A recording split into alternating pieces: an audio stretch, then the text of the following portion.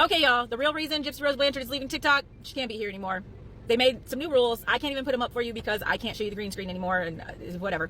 But she's a convicted felon and she's not allowed to be a content creator on this app. So that's why she wants you to go subscribe somewhere else. There are some other great content creators on this app that do have a record, and they have used this for a great platform to help, reform their lives, to help others trying to reform their lives. But at the same time, they don't try to manipulate us to make us think that what they did was okay or what they did was justified or what they did didn't even happen. She came on here thanking us, blah, blah, blah, blah, but she's moving to another app to start a vlog. Girl, do like the other ones and just tell us, y'all, I'm a convicted felon. I messed up in life, and now TikTok's saying I can't be here.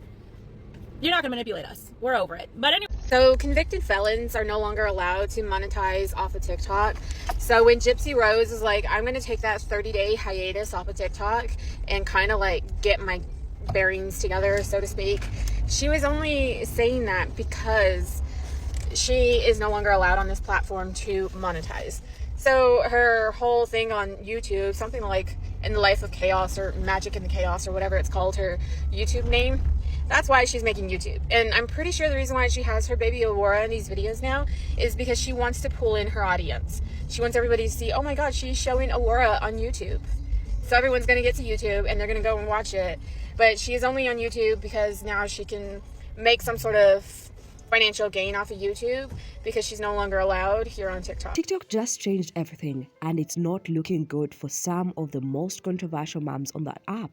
Let's start with the truth. TikTok is done playing nice. They've introduced a new wave of rules. They're serious this time. The app that once let anyone post anything and earn money from it is now cracking down hard.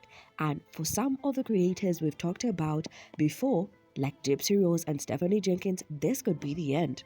According to TikTok's updated rules, creators with past felony convictions, especially those involving violence, are now being demonetized. That means they can still post content, but they won't be allowed to make any money from it.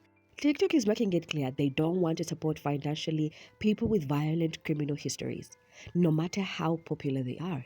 And this decision puts Gypsy Rose right at the center of the controversy. Gypsy is an ex-convict. She spent years behind bars for her role in the murder of her mother, Didi Blanchard, a case that gained national attention.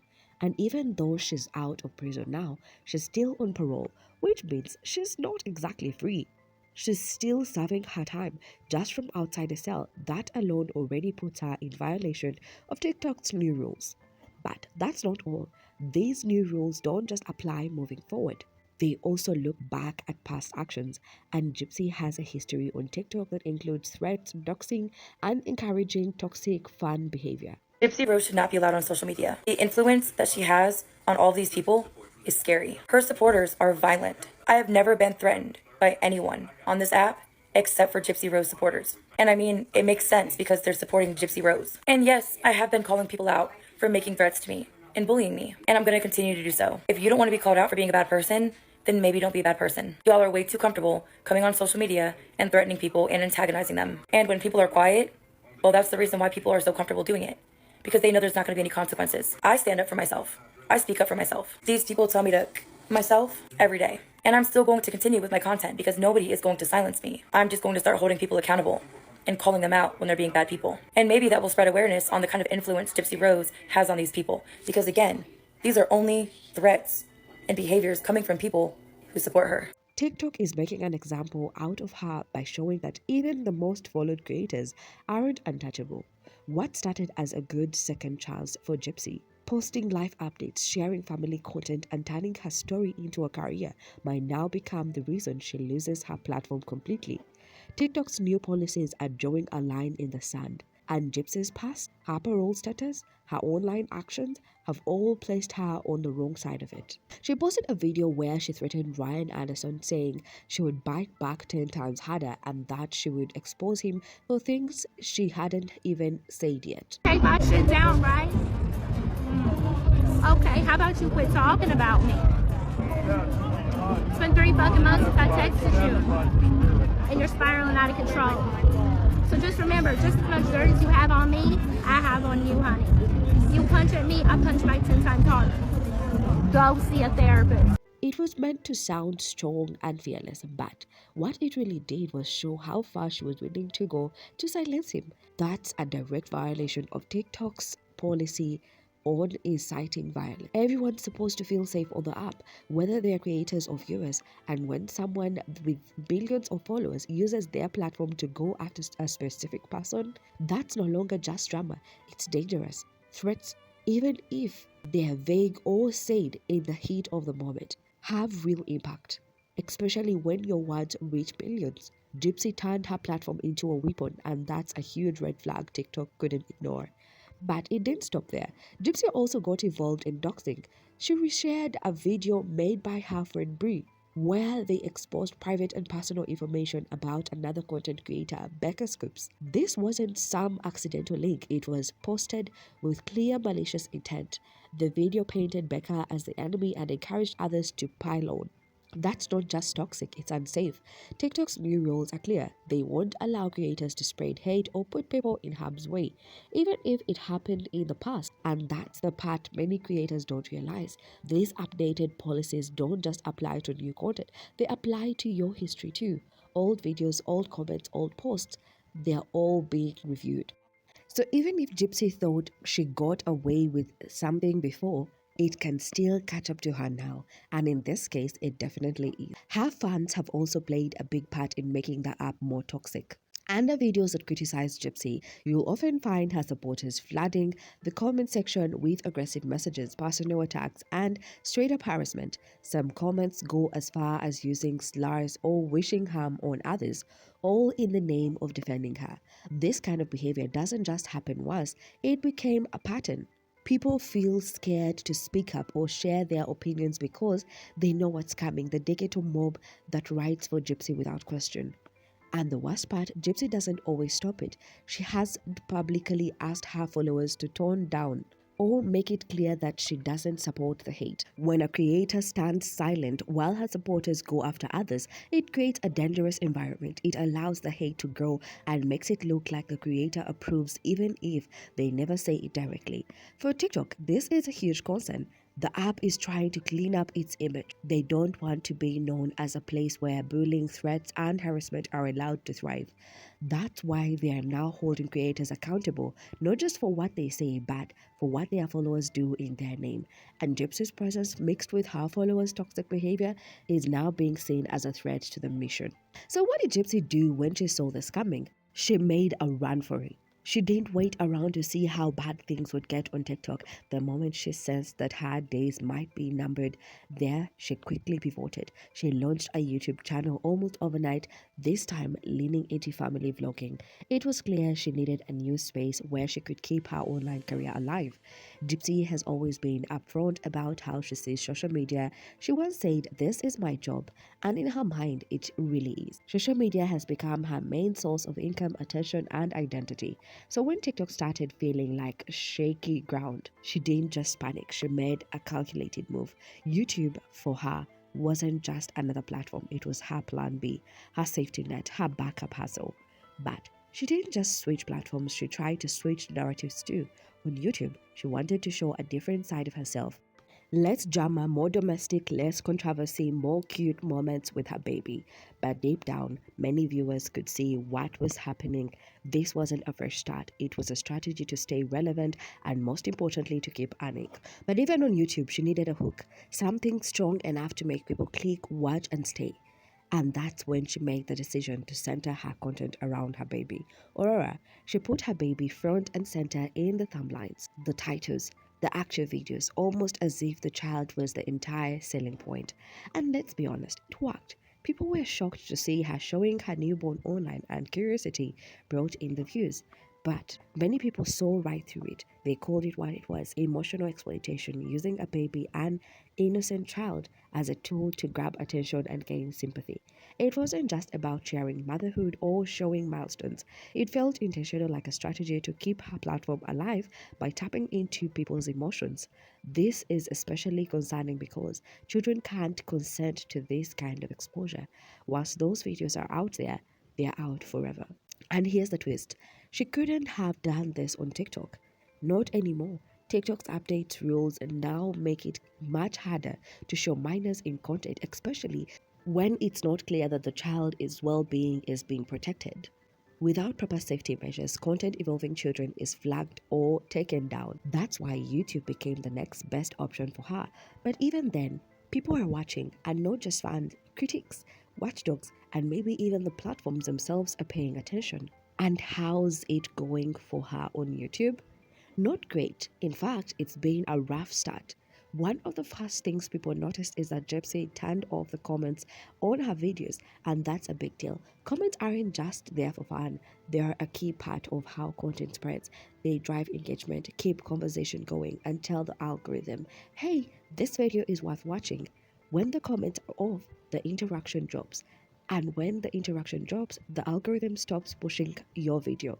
That means fewer people see it, no matter how dramatic the title or emotional the thumbnail. But Gypsy likely turned them off for a reason. She knew what was coming. If the comments were open, people would flood them with criticism, questions, and reminders of her past. It would have been brutal. So instead of dealing with that, she shut it down, but in doing so, she also shut off one of the only things that could have helped her new channel grow originally. And then there's the money or lack of it. Gypsy recently admitted on a live stream with Brie that she only had $50 in her name. That stunned a lot of people. How could someone with nearly 10 million followers on TikTok be nearly broke? But it started to make sense once the truth came out. She wasn't getting paid. Her TikTok was no longer monetized. No creator fund, no brand deals, no ad revenue, just empty views. And views alone don't pay the bills. It's a tough reality for someone who had once treated social media as a full-time job.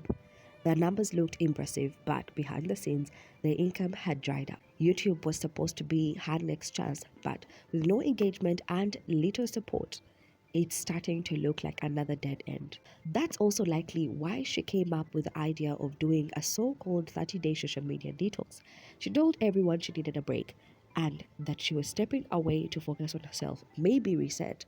But in reality, the detox didn't even last 3 full days. She was back before anyone could even miss her. Why? Because she wasn't detoxing. She was scrambling. She needed time to figure out her next move, to regroup and come up with a new plan. And that plan, of course, turned into be launching her YouTube channel. Now, some of her fans are trying to soften the blow by saying the demonetization is only temporary, just a 30-day suspension.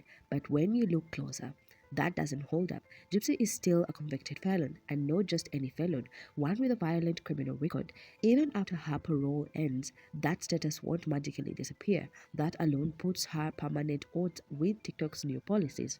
And let's not forget, if she makes one more wrong move, like posting another threatening video or anything considered a serious violation, she won't get a warning.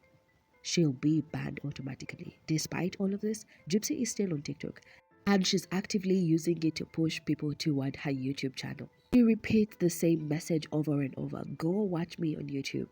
But here's the problem.